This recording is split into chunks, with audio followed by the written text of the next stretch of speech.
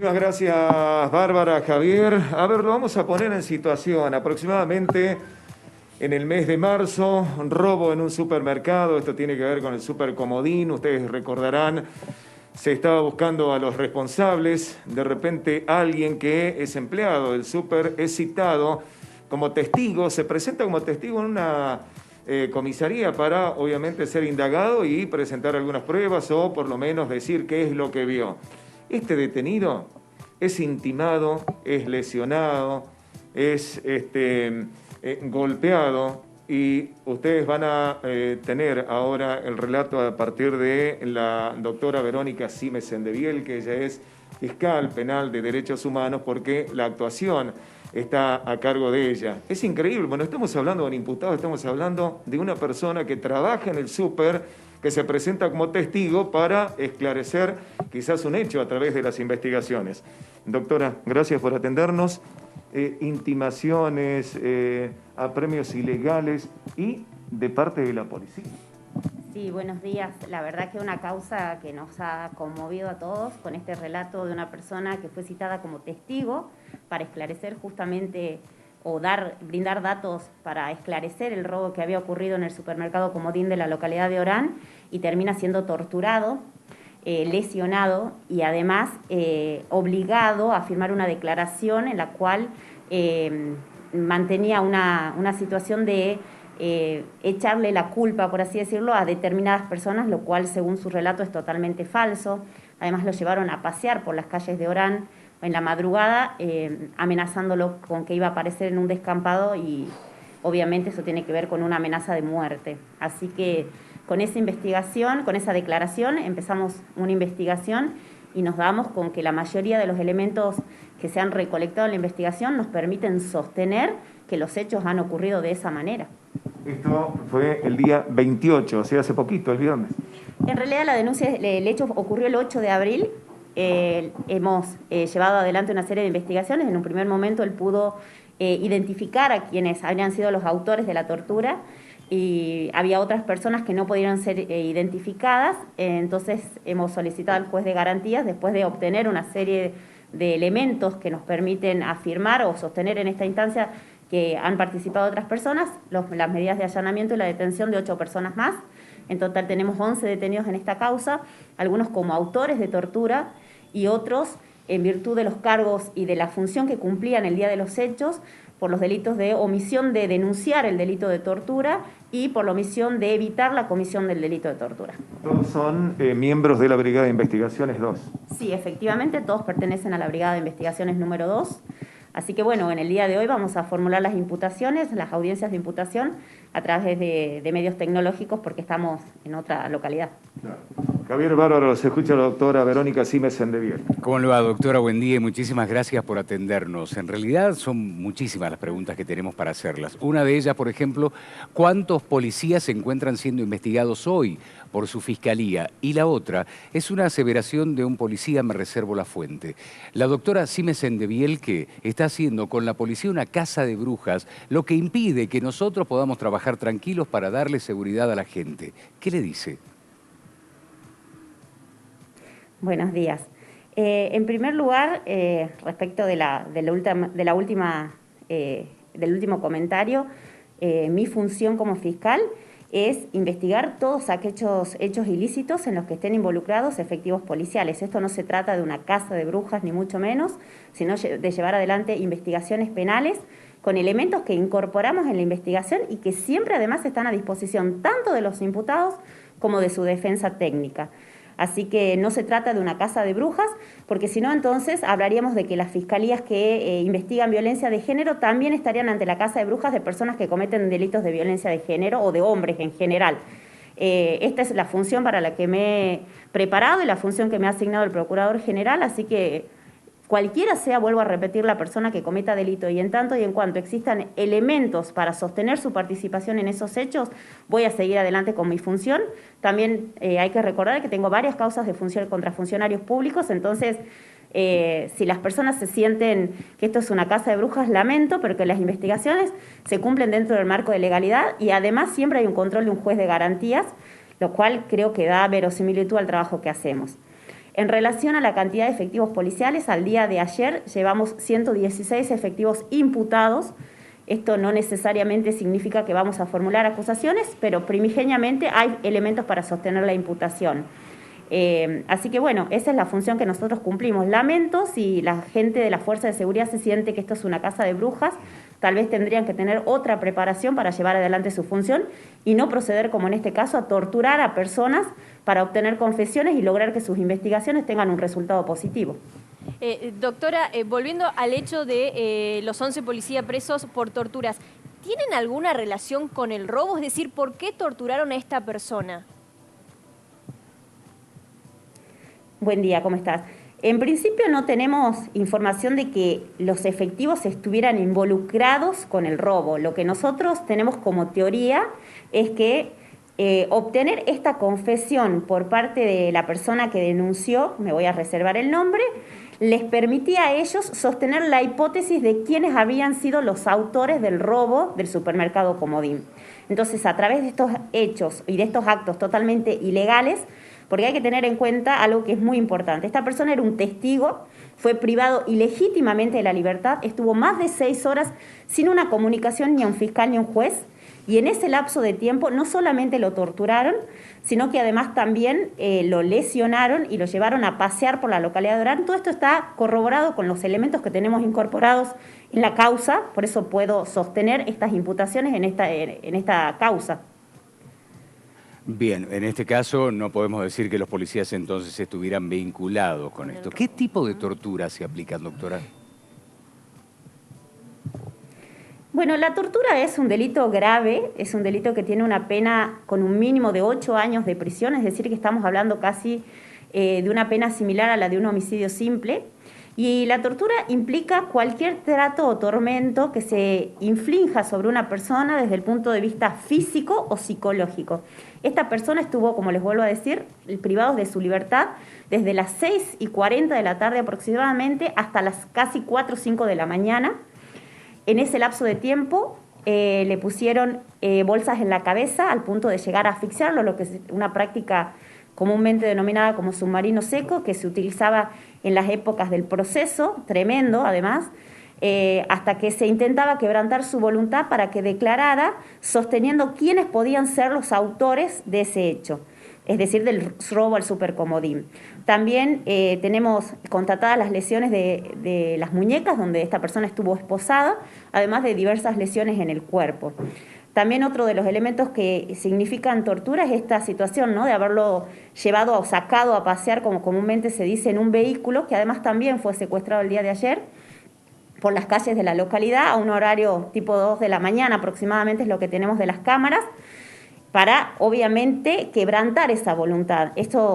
Estos hechos hay que tener en cuenta que nuestro país ha suscrito la Convención contra la Tortura y generan responsabilidad internacional del Estado nacional y del Estado provincial, porque estamos hablando de efectivos de las fuerzas de seguridad.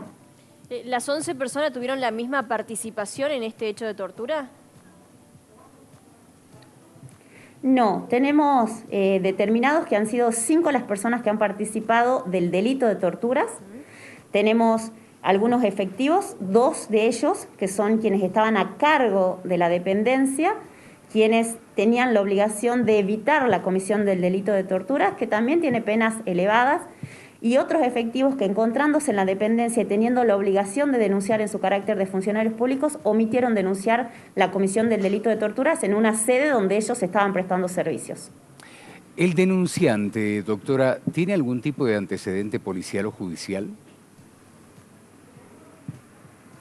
No, no tiene antecedentes, es una persona que además hoy está siendo asistida psicológicamente por la conmoción que le ha causado, ¿no?, esta situación. Imagínense, Javier, que a usted lo citen a declarar como testigo y de repente le inflijan todos estos tormentos en su integridad física y psíquica, así que no tiene antecedentes, no estaba siendo sospechado tampoco como autor o partícipe de la comisión del delito del robo. Y en su momento, ¿quién lo cita a la comisaría, al denunciante, para poder testificar? Estos mismos efectivos fueron hasta el supermercado. Me imagino que se habrán estado llevando adelante investigaciones respecto al robo. Se presentaron en la sede del supermercado, pidieron hablar con esta persona ya se había retirado del trabajo, volvió hasta el trabajo y a partir de así fue acompañado por estos efectivos de la brigada hasta la unidad en donde ocurrieron todos estos hechos. Vaya, qué compañía. 11 policías detenidos. ¿Esto no sería como desmantelar la seguridad de una localidad como Orán? No, la localidad de Orán tiene otros efectivos. En el día de ayer se ha previsto a través de estos allanamientos, hay que tener en cuenta que hay otros efectivos de la brigada, se ha previsto a través del jefe regional quién se iba a hacer cargo de esta dependencia, por supuesto, porque además hay personas alojadas en condiciones infrahumanas. En esa comisaría ya hemos dado cuenta de eso a la Defensoría General y a la Secretaría de Derechos Humanos de la Nación, quienes además corroboran estos datos del ingreso de esta persona, de haber escuchado música a alto volumen y los gritos de los golpes y de las torturas que se venían llevando adelante. Ahora, doctora, usted nos está relatando algo muy parecido, como usted misma lo dijo, al proceso. Quienes vieron la noche de los lápices saben del volumen fuerte, saben de los golpes a los que eran sometidos, aquellos que eran detenidos en su momento con o sin razón. Después tuvimos dentro de la democracia un montón de actos similares, sin ir más lejos. No sé si usted era fiscal de Güemes en aquel momento, cuando también vimos, porque se filmó con un celular, cómo eran sometidos a torturas 2 jóvenes dentro de una comisaría. ¿Será que ahora nos estamos animando un poco más a denunciar y que hasta no hace mucho tiempo era muy común que la policía pudiera hacer este tipo de torturas?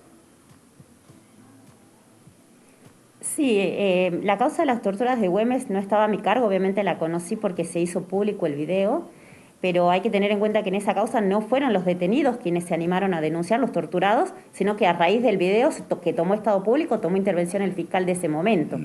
Incluso creo que el secretario de Seguridad fue quien hizo la denuncia al respecto, pero yo creo que sí, hoy hay mayor confianza en los ciudadanos de denunciar estos hechos ilegales o de abuso de las fuerzas de seguridad y bueno, nosotros estamos dando cuenta de que el trabajo que venimos haciendo, vuelvo a repetir, no es una cacería de brujas porque no podemos incluir en la misma bolsa todos los efectivos policiales.